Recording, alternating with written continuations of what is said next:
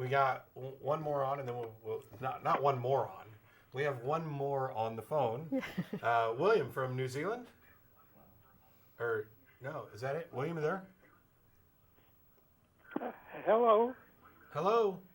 Yeah, no, I want to mention the survey. Oh. Yeah. Yeah, I was at the meeting last week at El Arroyo's. Right. Yeah. And I mentioned the word circumcision, and Russell Glasser said, no. However, in New Zealand,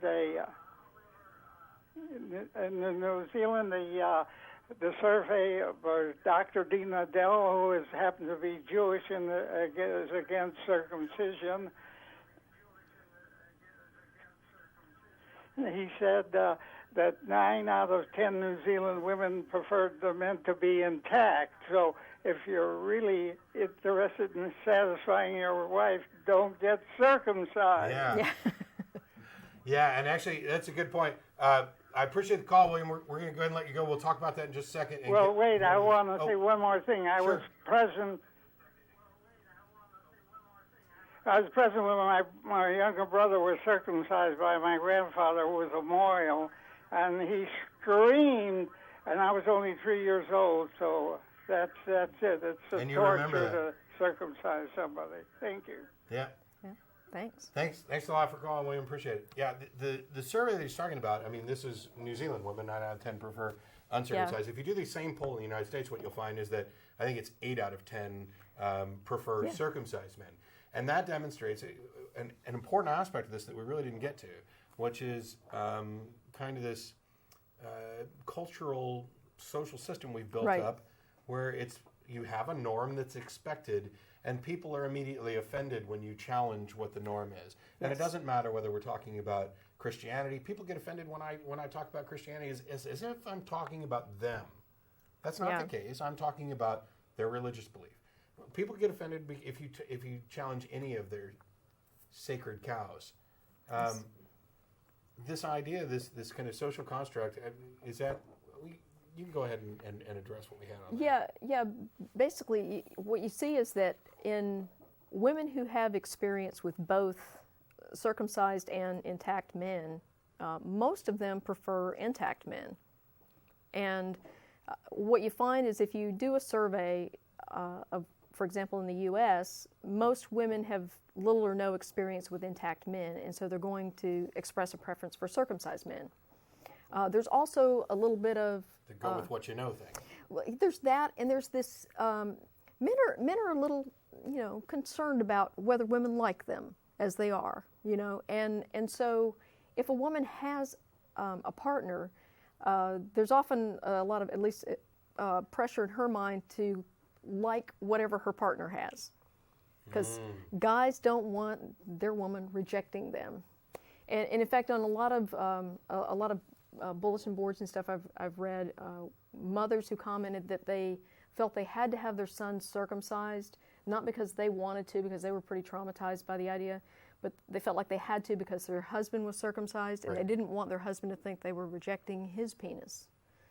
So there's a lot of this. So it's not we want you to look like daddy, so you're not traumatized. We don't want to traumatize daddy. Exactly. I got it. And this whole, well, I want my son to look like me, that you hear from a lot of guys, that really says a lot more about the man making that statement than it does about what his son may feel later on. Because the interesting thing is, I asked my brother about this because my father was not cut. He was born at home, so they didn't do that at home. They didn't have a sharp stone? They didn't have a sharp stone. What were they thinking? Well, they didn't use it on his penis, that's for sure. But I asked my brother, I said, growing up, did you ever feel, strange being, different from Dad? And he's like, I never even thought about it. So, this whole idea that fathers and sons stand around in the shower and compare penises, I think is just absurd. I'm not sure that I recall ever seeing my dad's penis. Yeah. Even when I was a kid. But I can tell you right now that if I do ever have a son, he won't be circumcised. It's not a decision that I'm comfortable making for somebody else. I see no medical justification to circumcise an infant, and but if he grows up and he wants to circumcise, go for it. You know, it's your tool. I got a handful of. I wanted to make sure we got to this list so that we don't need to be fair and unbiased. We're obviously expressing an opinion here, and it's in opposition to routine neonatal circumcision.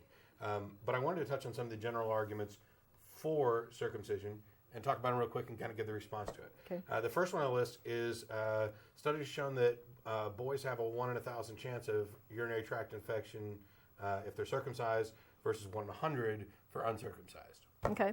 So basically, the argument here is that you have a lower chance of getting a urinary tract infection in your first year of life if you're circumcised. Okay. The standard of care for an infection, whether it's male or female, is antibiotics, not amputation of the offending body part or something connected to it. And so there's that. Girls overall have about an 8 times higher risk of UTI than boys do, and we don't talk about cutting anything off of little girls to prevent that. Second thing is that's a 1% risk, and the absolute risk is much lower than that.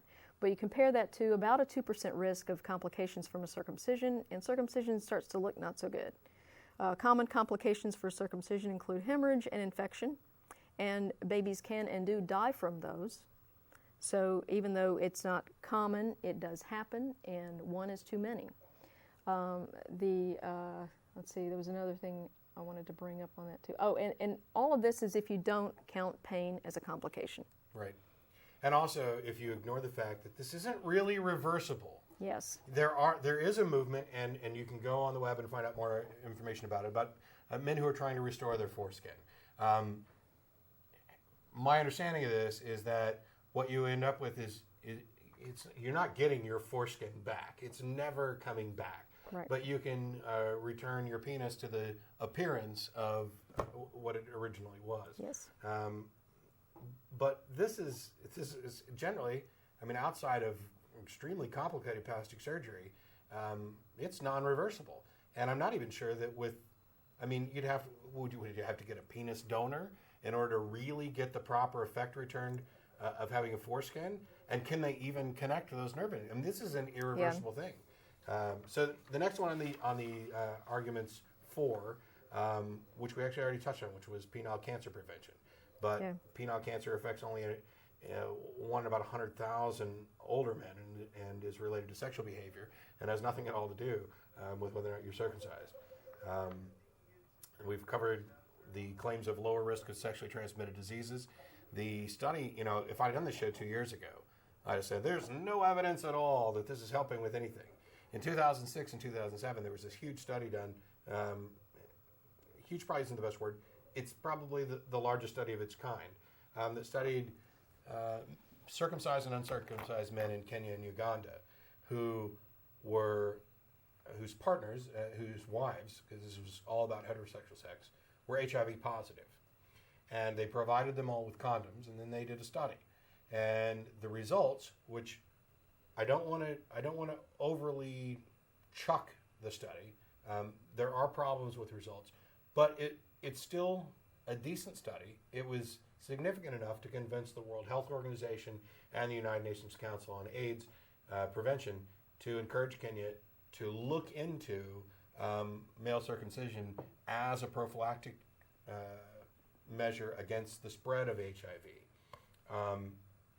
The study is far from perfect, and a better study would be, let's actually have people who are using condoms and using them properly in those situations, and then figure out whether or not there's a significant difference between circumcised and uncircumcised prevalence of transmission.